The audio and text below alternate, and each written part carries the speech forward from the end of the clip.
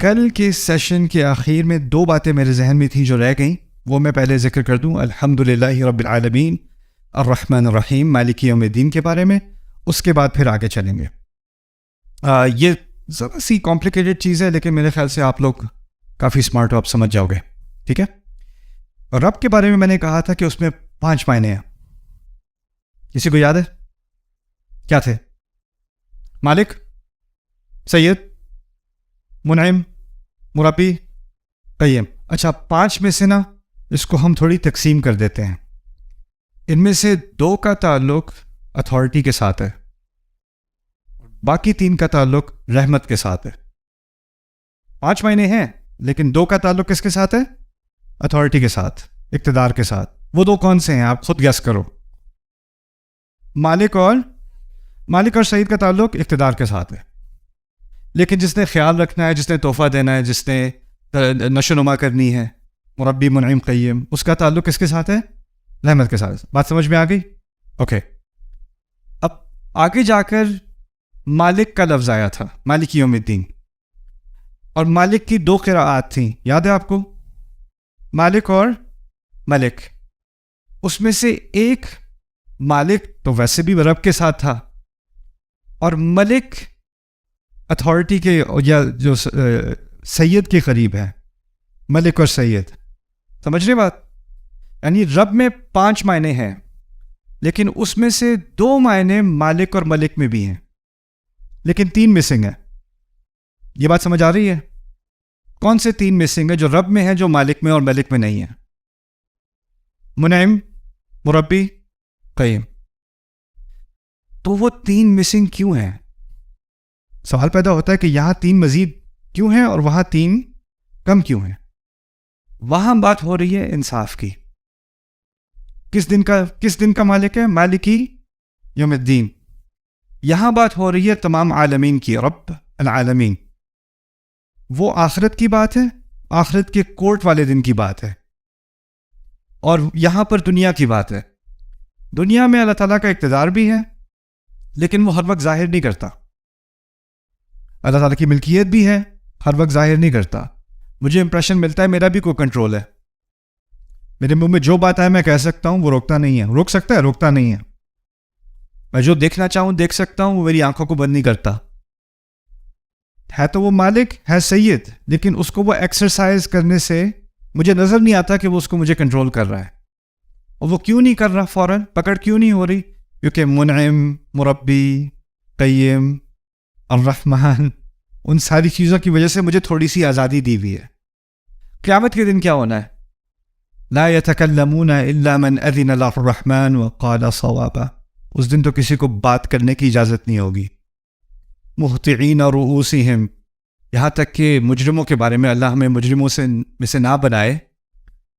سورۃ القمر میں بتایا ہے کہ وہ ان کو پکارا جائے گا ایک ایسی چیز کی طرف جو بہت ڈرونی ہوگی۔ الی شیء نکر، یوم یدعو الداعی الی شیء نکر، ایسی چیز کی طرف بلایا جا رہا ہے جو بہت ڈرونی ہے۔ اچھا، اگر میں کہیں آگ دیکھوں اور وہ قریب ہے، کوئی جانور دیکھے، کوئی انسان دیکھے، کس طرف بھاگے گا؟ اس کی الٹی ڈائریکشن میں بھاگے گا نا، اس کی طرف تھوڑی بھاگے گا۔ مہطعین رؤوسہم، سر اوپر اٹھائے ہوئے اس کی طرف بھاگیں گے۔ یعنی بلایا جا رہا ہے کسی ڈرونی چیز کی طرف، اور پھر کہا جا رہا ہے اس کی طرف بھاگیں گے، سر اٹھائے ہوئے، گھورتے ہوئے۔ اس کو کوئی چیز ڈرونی ہوتی ہے، اس کو گھورنے کا دل جاتا ہے، اس سے دوسری طرف ہانک کرنے کا دل جاتا ہے۔ سبحان اللہ، اس دن ہمارے اوپر یہ اتنا بھی کنٹرول نہیں ہوگا کہ جس چیز سے نیچرلی ہم بھاگتے ہیں، جس کو ہم دیکھنا نہیں چاہتے، اس کو ہم گھور گھور کے دیکھ رہے ہوں گے اور اس کی طرف بھاگ رہے ہوں گے۔ وہ ہماری بات نہیں ہو رہی، کفار کی بات ہو رہی ہے۔ اللہم لا تجعلنا منہم، اللہ تعالیٰ ہمیں ان میں سے نہ بنائے۔ لیکن بات میں یہ کہنا چاہ رہا ہوں، اس دن وہ اپنے اقتدار کو ظاہر کرے گا، ملک ہوگا اس دن قہار ہوگا۔ اچھا، دوسری بات یہاں پر یہ سمجھ لیں کہ یہاں پر رب تھا العالمین کا، وہاں ہے مالک یوم الدین کا۔ ان دونوں میں ایک عجیب سا تناسب ہے، خاص کر دین اور عالمین کے درمیان۔ عالمین کے بارے میں نے آپ کو بتایا تھا، تمام سوسائٹیز، تمام تاریخی قومیں دنیا جہاں میں جو آئیں، جو گزر گئیں، جو آنے والی ہیں، جو سوسائٹیز کسی بھی ملک میں ہیں، کسی بھی خطے میں ہیں، کسی بھی آئلینڈ پر ہیں، وہ تمام عالمین میں شامل ہیں، رائٹ؟ اچھا، ان تمام میں اللہ تعالیٰ نے وہ جو پانچوں کے پانچ نام ہیں نا، مربی، منعم، قیم، جو مزید تین نام تھے، اب ہر سوسائٹی کے بارے میں سوچو، اس سوسائٹی کی ڈیولپمنٹ کیسے ہوئی؟ اس لیے ہوئی کہ اللہ ان کا مربی ہے.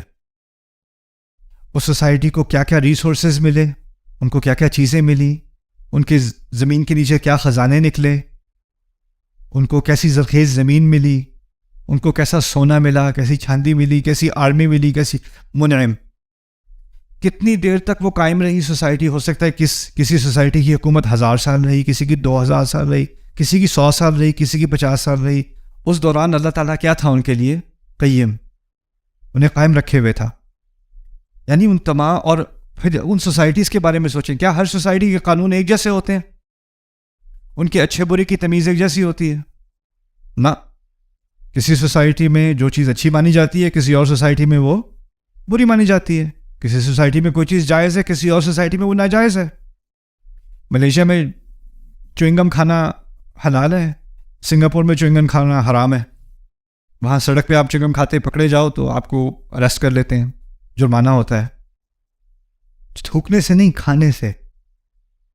یعنی اگر جہاز میں بیٹھے کھا رہے ہو تو ہضم کرنی پڑتی. سوسائٹیز کے لاز الگ الگ ہوتے ہیں نا، اور ان میں سے بہت سارے لاز، بہت سارے قانون ایسے ہوتے ہیں جو اللہ کی مرضی کے خلاف ہوتے ہیں. ایسا ہے کہ نہیں؟ اللہ کی مرضی کے خلاف قانون اور پوری سوسائٹیز ہونے کے باوجود وہ ان کا مربی اور ان کا منعم اور ان کا قیم. اچھا، سوسائٹی کا جو لا ہوتا ہے نا، اس کے لیے بھی قرآن میں ایک لفظ ہے. پوری ایک جو اس کا آئین ہوتا ہے، اس کے لیے لفظ قرآن استعمال کرتا ہے دین. جیسے سورہ یوسف میں یوسف علیہ السلام نے اپنے بھائی کو اپنے پاس رکھا ایک سازش کے تحت. یعنی ان پر الزام لگایا کہ کپ ان کے بیگ میں سے نکلا، ان کے بستے میں سے نکلا، تو کہا، اللہ تعالیٰ نے خود ہی بتایا ایسا کیوں کیا انہوں نے. اس لیے کیا ما کان ان یاخذ اخاہ فی دین الملک. ان کے لیے ممکن نہیں تھا اپنے بادشاہ کے قانون کے تحت کہ وہ ایسے ہی اپنے بھائی کو رکھ لیتے. اریسٹ کرنے کے علاوہ ان کے پاس کوئی اور چارہ نہیں تھا. تو جو بادشاہ کا قانون تھا نا، اس کے لیے کیا لفظ استعمال ہوا سورہ یوسف میں؟ دین.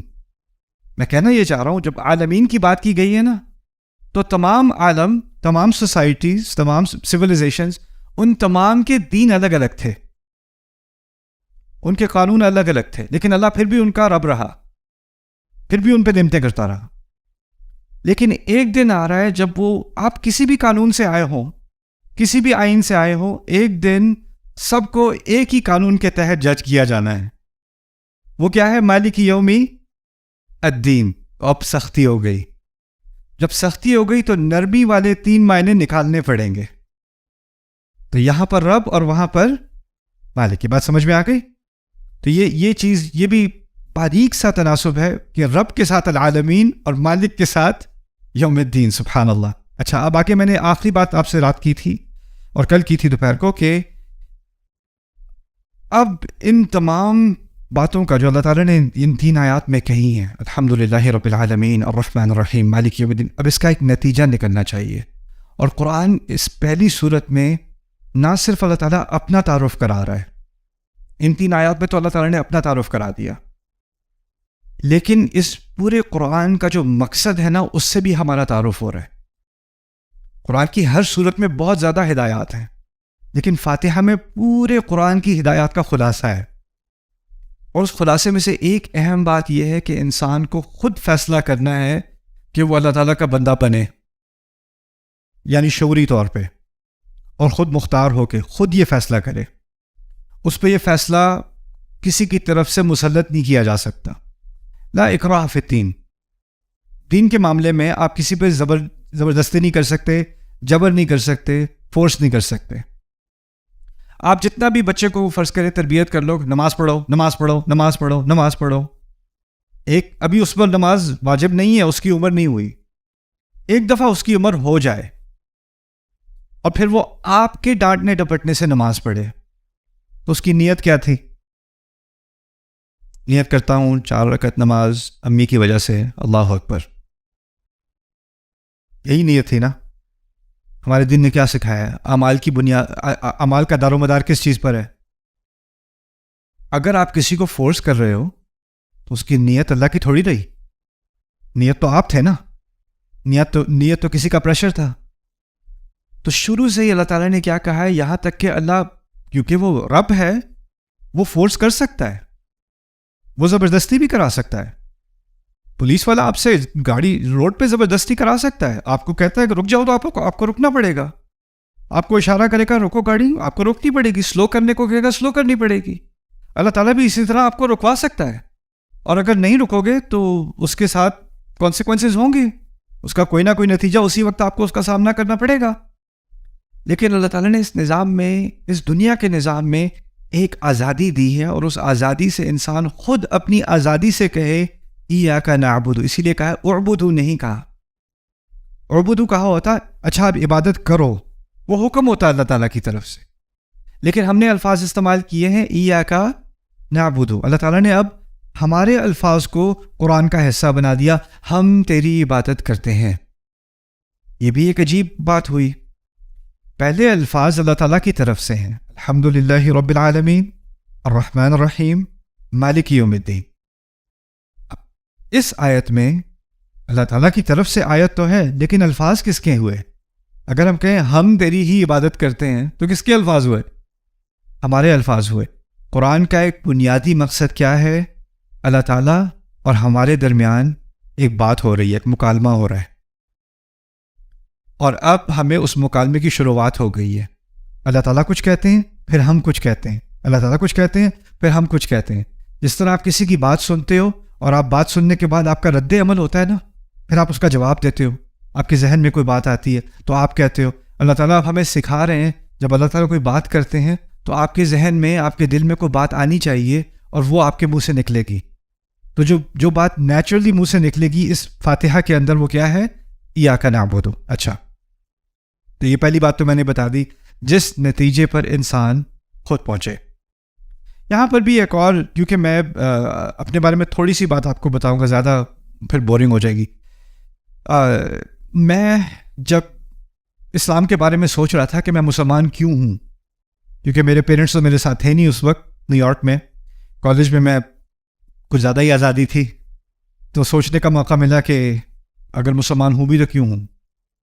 کیا اس لیے ہوں کہ میرے پیرنٹس والدین مسلمان ہیں، تو میرا جو دوست ہندو ہے اس کے والدین ہندو ہیں، تو اس وجہ سے وہ ہندو ہے. تو وہ تو کوئی عیسائی فیملی سے آیا ہو تو وہ عیسائی ہوگا، کوئی یہودی ہو تو وہ یہودی ہوگا. میری فیملی مسلمان ہے، پاکستان سے ہیں، تو میں مسلمان ہوں. اس کا اسلام کے حق ہونے سے تو کوئی تعلق نہیں ہوا. پھر دوسری بات یہ کہ جو اللہ تعالیٰ کو نہیں مانتے نا، ایک تو ہے کہ مختلف خداؤں کو مانتے ہیں، شرک کرتے ہیں. پھر ایک الحاد ہے. الحاد کیا ہے؟ کہ میں ایتھیسٹ ہوں، میں کسی خدا کو نہیں مانتا.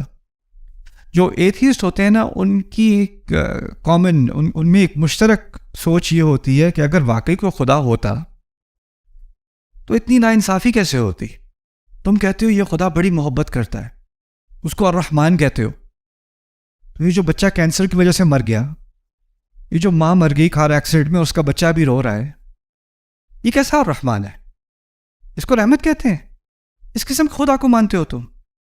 اور تو ایک طرف تو وہ کہتے ہیں کہ اس خدا کے اندر رحمت نہیں ہے، تم کہتے ہو رحمت ہے، مجھے تو رحمت نظر نہیں آ رہی، اور اس کی ہزاروں مثالیں دیتے ہیں.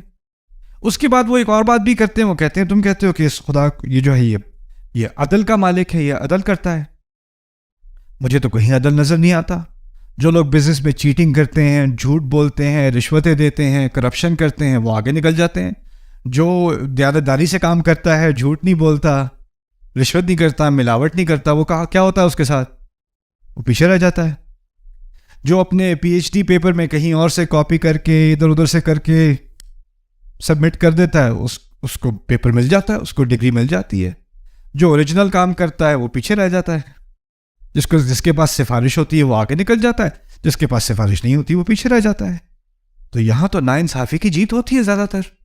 تم جتنا بھی کہتے رہو کہ یہ اگر خدا واقعی اتنا انصاف کرتا ہے تو اس کی ایک عام سی مثال ہے. اگر ایک انسان جان بوجھ کر غلط وجہ سے ایک دوسرے انسان کا قتل کرے تو اس کی کیا سزا ہونی چاہیے؟ اس نے ایک جان دی ہے تو کیا ہونا چاہیے اس کے ساتھ؟